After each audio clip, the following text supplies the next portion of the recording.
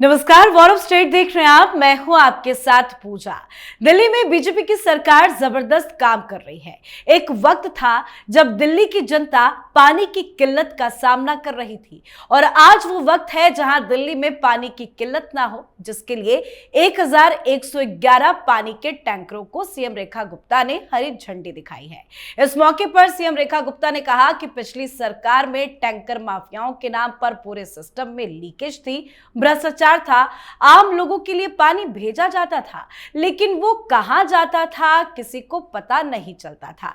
लेकिन अब जो टैंकर भेजे गए हैं वो जेपीसी से लैस है ताकि उन्हें ट्रैक किया जा सके। हर टैंकर का रूट रिकॉर्ड किया जा सकेगा। लोग टैंकर ऐप की मदद से लोकेशन पर नजर रख सकेंगे। तो सरकार काम तो जबरदस्त कर रही है और पिछली सरकार में हुए भ्रष्टाचार को भी उजागर कर रही है। दरअसल केजरीवाल को झटका देने वाली खबर ये सामने आई है कि दिल्ली के जल मंत्री प्रवेश वर्मा ने तिमारपुर ऑक्सीकरण प्लांट में 85 करोड़ रुपए के भ्रष्टाचार का आरोप लगाया है, जिसकी जांच पड़ताल कर कार्रवाई की तैयारी भी चल रही है। तो कदम दर कदम कैसे आम आदमी पार्टी की सरकार फंसती जा रही है बताएंगे आपको, पर केजरीवाल तो पूरी तरह से बैकफुट पर आ गए हैं। आज की बड़ी खबर यह है कि आम आदमी पार्टी एमसीडी के मेयर का चुनाव लड़ने से पीछे हट गई है। आम आदमी पार्टी ने साफ किया है कि आपकी तरफ से मेयर और डिप्टी मेयर पद के लिए इस बार कोई प्रत्याशी मैदान में नहीं होगा। तो आज इन्हीं तमाम मुद्दों पर चर्चा करेंगे। चर्चा के लिए मेरे साथ स्टूडियो में मौजूद हैं कैपिटल टीवी के editor in chief doctor Manish Kumar और एग्जीक्यूटिव एडिटर राजीव जी। सर, आप दोनों का बहुत बहुत स्वागत है। धन्यवाद। सर, अब तो ये बिल्कुल साफ हो चुका है कि दिल्ली में ट्रिपल इंजन की सरकार बनने जा रही है। देखिए, केजरीवाल भगोड़ा था, भाग गया। मेयर के लिए उसको लड़ना था। ये तो इसने जो जनादेश था उसका अपमान किया। भाई, बाकी के कारण तो अपनी जगह पे है। चुनाव हुआ, जनता ने आपको वोट किया, आप अपने पार्षदों को इकट्ठा नहीं रख सके, आप सही ढंग से लोगों की सेवा नहीं कर सके और सरकार चली गई तो फिर आपने यहां से बोरिया बिस्तर बांध के पंजाब भाग निकल गए। हुआ क्या? कोई आया होगा, मीटिंग हुई होगी, कहा होगा कि भाई मेयर का चुनाव आ गया है, क्या करें हुजूर आला। तो उन्होंने 2 मिनट सोचा होगा, ये कहा होगा, कह रहे अब जब हम ही नहीं है, जब मुख्यमंत्री नहीं है, ये पावर सेक्टर कौन बनेगा? मेयर हटाओ, नहीं लड़ना है, कोई हीरो नहीं क्रिएट करना है, मेरी पार्टी में बस मैं ही हूं शहंशाह, कोई दूसरे आदमी को की जरूरत नहीं है। चलिए एक बात मान लेते कि वे हार जाते, आपके पास संख्या नहीं थी, लेकिन कहते हो भगत सिंह की पार्टी है तो लड़ते तो कम से कम भगत सिंह से ही तुमने सीखा है कि मैदान छोड़ के भाग जाओ। तो ये तो 2 कारण मुझे साफ साफ नजर आ रहे हैं। एक कि इसको समझ में आ गया है कि दिल्ली से इसका बोरिया बिस्तर खत्म हो गया है, आम आदमी समाप्त हो गई है दिल्ली में, इसलिए इस तरह के लोगों को आगे बढ़ा करके कुछ मेयर बना करके इससे कुछ हासिल नहीं होने वाला है। बोरिया बिस्तर अब जो है वो बेडिंग जो है वो खुलेगा लुधियाना में। और दूसरी चीज इसको साफ साफ दिख रहा है कि हार जो है टाला नहीं जा सकता, इसलिए ये भाग खड़ा हो। बिल्कुल, हार और जीत तो ये तो समय बताता है सर, लेकिन कम से कम प्रत्याशी तो उतारते। क्या केजरीवाल को ये बात का यकीन था कि अगर प्रत्याशी भी उतारते तो हार जाते, इससे पहले ही सरेंडर कर दो और बीजेपी पर आरोप लगा दो? देखिए, हारना तो तय था क्योंकि यहाँ संख्या बल ही नहीं है। जब आपके पास संख्या ही नहीं है तो फिर मेयर का चुनाव कोई ऐसा जनप्रतिनिधि का चुनाव, विधायक का, सांसद का तो है नहीं कि पता नहीं है आपको कि नहीं भाई देखो ये विधायक का चुनाव है, इसमें कौन से लोग किस पार्टी को वोट देंगे ये अभी पता नहीं है। यहाँ तो साफ साफ तौर पर दिख रहा है 117 अभी काउंसलर है भारतीय जनता पार्टी के पास और 7 एमपी भी हैं, सांसद 7 के 7 सीटें हैं। दूसरी तरफ 10 नॉमिनेटेड होंगे जो विधायक एलजी चुनेंगे, नॉमिनेट करेंगे एमसीडी के मेयर के चुनाव के लिए। तो भारतीय जनता पार्टी के पास ऐसे ही 134 वोट है और 12 सीट ऐसे अभी भी खाली है जो विधायक और सांसद बने हैं, पार्षद। तो अभी की स्थिति के अनुसार जो 119 की संख्या चाहिए, भाजपा के पास 134 है मेयर पोल में, तो भारतीय जनता पार्टी की तो जीत सुनिश्चित थी। लेकिन केजरीवाल चुनाव नहीं लड़ रहा है। इसके कारण नहीं कि हम हार जाएंगे, हारने के लिए तो कई जगह पर चुनाव लड़ा है इसने जहां पर वो हार गया। चंडीगढ़ में चुनाव लड़ा था, हार गया। मेयर का चुनाव, क्या किसी भी चुनाव में आपको गारंटी थोड़ी होती है। गुजरात का चुनाव ये सोच के लड़ने गया था कि यहां पर हम सत्ता में आ जाएंगे, सरकार बना लेंगे, ये उसका एजेंडा नहीं था। डर इसका दिल्ली के अंदर मेयर के चुनाव में है कि अगर हम चुनाव लड़ते हैं तो और एक्सपोज हो जाएंगे। ये जो 134 काउंसलर इसके पास थे, घटते घटते 113 हो गए। अब अगर इस चुनाव में जाता तो इसकी वोटिंग और कम हो जाती, ये 80-85 पर निपट जाते, क्योंकि आम आदमी पार्टी के काउंसलर अब धीरे धीरे भाजपा की तरफ जा रहे हैं। और अगर वोट दिलवाता तो ये 134 की संख्या जो भाजपा की गिनाई जा रही है, ये 154 से ज्यादा हो जाती। हर बार होता है, पिछली बार भी मेयर का चुनाव हुआ, आम आदमी पार्टी के पास ज्यादा काउंसलर थे, इसलिए मेयर का चुनाव तो जीत गया, लेकिन इसके 8 से 10 वोट चले गए थे भारतीय जनता पार्टी में। और इस बार भी ऐसा ही होने वाला था।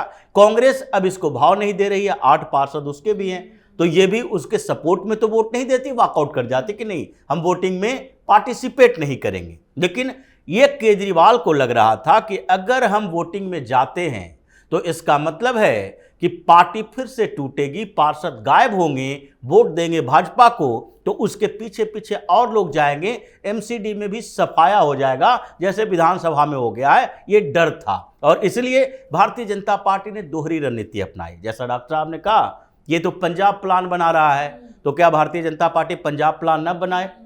वो भी पीछे पीछे पंजाब प्लान बना रही है और इसलिए राजा इकबाल सिंह को मेयर बनाया। अब तो मेयर बन गए हैं, क्योंकि जब कॉन्टेस्ट करने वाली पार्टी ही नहीं है, आज नॉमिनेशन का अंतिम तारीख थी, 25 तारीख को चुनाव, तो अब चुनाव काहे का, अब तो ऐसे ही जीत गए।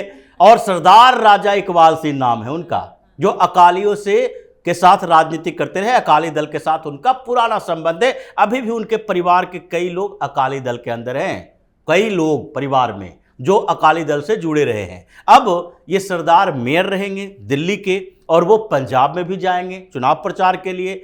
गुरुद्वारा प्रबंधक कमेटियों के साथ इनके अच्छे संबंध रहे हैं। अकाली दल और भारतीय जनता पार्टी एक दूसरे के साथ आ रही है, यानी कि गठबंधन की संभावना पर भी तलाशा जा रहा है।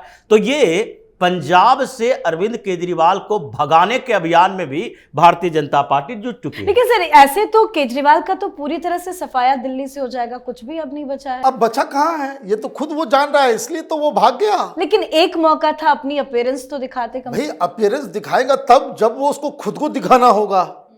ये किसी दूसरे का चेहरा आगे करके ये राजनीति उस तरह से करने वाला नहीं। He is 100% narcissist. वो किसी दूसरे का चेहरा देखना ही नहीं चाहता। वो हर जगह चाहता है कि उसके पोस्टर में उसका नाम हो, उसका फोटो आए। तो वो किसी चीज में वो आगे नहीं बढ़े। राजीव ने बड़ा अच्छा पॉइंट बताया कि भाई अब इसके जरिए धीरे धीरे जो है वो पंजाब में भी इसको जो है उखाड़ने की कोशिश की जाएगी। तो ये मुझे लग रहा है कि भारतीय जनता पार्टी ने सही जो है। लेकिन भारतीय जनता पार्टी की तरफ से स्ट्रैटेजी, रणनीति तो बहुत तगड़ी अपनाई जा रही है, लेकिन एक एक चीजों को लेकर जिस तरह से काम हो रहा है, गर्मी का टाइम चल रहा है, हमने देखा था कि दिल्ली में कैसे लोग पानी की किल्लत से परेशान थे। क्या ऐसा बीजेपी का प्लान है जो केजरीवाल की मुसीबत? देखिए, बहुत सारी बातें आप तो बता चुकी है कि भाई 1100 टैंकर जो आ जाएंगे, सबके ऊपर जो है जीपीएस सिस्टम लगा हुआ रहेगा और उसकी अकाउंटेबिलिटी होगी। देखिए, हर सरकार अपने हिसाब से कुछ न कुछ योजनाएं लेकर के आती है, उसके ध्येय भी अच्छे हो सकते हैं, लेकिन ये सब कुछ डिपेंड करता है कि आप किस तरीके से उसको लागू करते हैं। सारी कहानी खराब योजना को भी सही ढंग से लागू किया जाए तो जनता को मदद पहुंच जाता है, और अच्छी अच्छी योजनाओं को भी अगर भ्रष्टाचार के सहारे उसको जो है आप उसको खोखला कर दे तो वो बर्बाद हो जाता है। तो अभी आप देखिए कि ये जो टैंकर, और ये टैंकर की कहानी भी बड़ी विचित्र है। आप देखिए कितने सारे डॉक्यूमेंट्री बन गए, वेब सीरीज बन गया। ये केजरीवाल आया था तो tanker mafia, Sheila Dikshit tanker mafia, और खुद टैंकर माफिया का सरदार बन गया। अब ये बीमारी बीजेपी की सरकार को ना लगे, इसलिए टेक्नोलॉजी का इस्तेमाल हो रहा है। इस तरीके से उसको मॉनिटर भी किया जाएगा। लेकिन सबसे बड़ी बात जो इस दिल्ली सरकार के साथ कि ये कुछ भी कर रहे हैं ना, तो एक डेस्क जो है वो पीएमओ में बना हुआ है कि भाई इनके ऊपर नजर रखने के लिए। और इसलिए आप देखिए कि ये लोग अभी तक ढंग से कोई टीवी चैनल पर जाकर के इंटरव्यू नहीं दे पाए हैं, हवाबाजी नहीं कर पाए हैं, इनको काम इतना लाद दिया गया है। तो ये है। दूसरी चीज, घोटालों का सिलसिला कम नहीं हो रहा है, बढ़ता ही जा रहा है। और ये तो मुझे लग रहा है कि जिस फॉर्म में चल रहे हैं कि सारे अधिकारी जो मोटी मोटी कमाई कर रहे थे केजरीवाल के दौरान, इसके पीछे जो है वो साहेब सिंह वर्मा के जो सुपुत्र हैं वो डंडा लेकर के वो अपने स्टाइल में। और कल एक तस्वीर देखा मैं, मुझे तो समझ में आ गया कि मामला कुछ और है। वो अमित शाह जी के साथ उनकी बैठक चल रही है और इतनी अच्छी तस्वीर, ऐसा लग रहा है कि भाई वहीं से जो है किस तरीके से डंडे लेकर के चीज़ों को कार्यान्वित किया जाता है, वो एक स्टूडेंट के माफिक सुन रहे हैं और अमित शाह जो है उनको सिखा रहे हैं। तो ये मुझे लग रहा है कि केजरीवाल का पीछा करते करते भारतीय जनता पार्टी, ये मत समझिए कि भाई यहाँ पे कोई एक्शन होगा उसका इम्पैक्ट वहाँ नहीं होगा। ये डीलेजिटिमाइज हो चुका है। ये जो कुछ भी कहता है अब लोगों को जोक नज़र आता है। लोग जाकर के वो भाषण देगा ईमानदार, ये वो क्रांति, शिक्षा क्रांति, हेल्थ क्रांति, और इधर केस पे केस लगता रहेगा।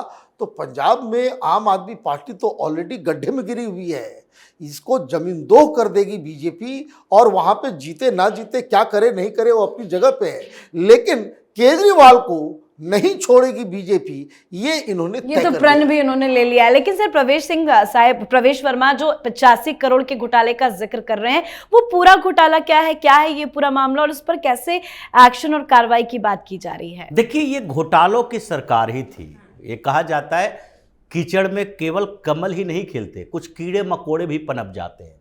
और आम आदमी पार्टी उन कीड़े मकोड़ों की पार्टियां थी। शुरुआत हुई हर इलाके में जो वहां का माफिया था।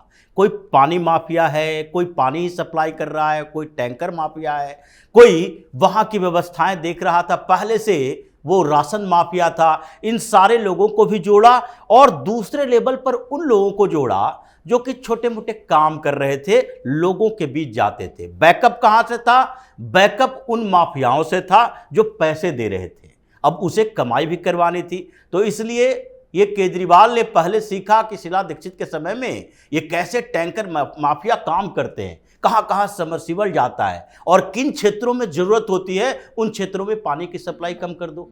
संगम बिहार में ज़्यादा ज़रूरत होगी टैंकर वाले पानी की, तो वहाँ पर पानी की सप्लाई सरकार की तरफ से और कम कर दो, बुराड़ी में और कम कर दो, वहाँ के लोगों को ज़रूरत होगी तो प्राइवेट टैंकर माफियाओं के संपर्क में जाएंगे और वो लूट कर केजरीवाल के लोगों को देंगे।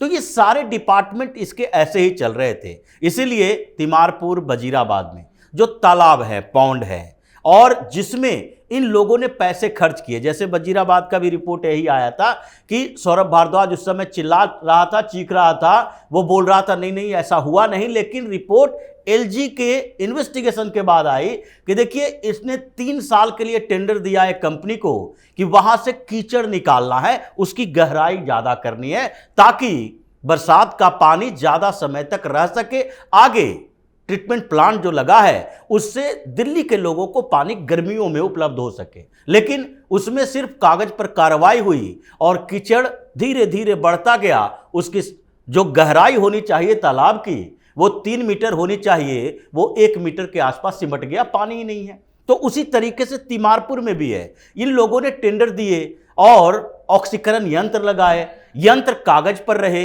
वो लो कैटेगरी का था, ग्रेड भी उसका खराब, उसका काम ही नहीं हो पाया और कागज पर 85 करोड़ रुपए निकल गए। तो इन्वेस्टिगेशन तो बनता है, इसलिए उन्होंने कहा कि पहले इसको बंद करते हैं। लेकिन बंद करने से काम नहीं चलेगा। बंद करने के अलावा यह भी है कि 53 करोड़ रुपया और 30 करोड़ रुपया 2 बार में जो खर्च हुआ है तालाब खुदवाने में और ऑक्सीकरण के यंत्र में, इन दोनों का इन्वेस्टिगेशन होगा कि किन कंपनियों के साथ मिलजुल कर केजरीवाल ने कितने पैसे खाए। मतलब अभी नए नए घोटाले उजागर हो रहे हैं ये सीएजी का सिर्फ मामला नहीं है, उसकी लिस्ट जितनी है उससे ज्यादा ये लोग और लिस्ट लेकर आएंगे। केजरीवाल का एक एक नेता नपने वाला जी है। बिल्कुल, बहुत बहुत धन्यवाद सर आप दोनों का। धन्यवाद। तो दिल्ली में टैंकर माफियाओं के नाम पर पूरे सिस्टम में जो लीकेज था, भ्रष्टाचार था, वो अब दिल्ली की बीजेपी सरकार बंद करने जा रही है। भ्रष्टाचार को जड़ से खत्म करने की शुरुआत हो चुकी है। तो वहीं अब दिल्ली में बीजेपी का मेयर भी बनना तय हो गया है। विधानसभा चुनाव में हार के बाद अरविंद केजरीवाल की आम आदमी पार्टी ने दिल्ली नगर निगम का मेयर चुनाव लड़ने से इनकार कर दिया है, जो साफ बता रहा है कि केजरीवाल अब पूरी तरह से सरेंडर कर चुके हैं। तो आपकी क्या राय है, कमेंट करके लिखिएगा। देखते रहिए कैपिटल टीवी। नमस्कार।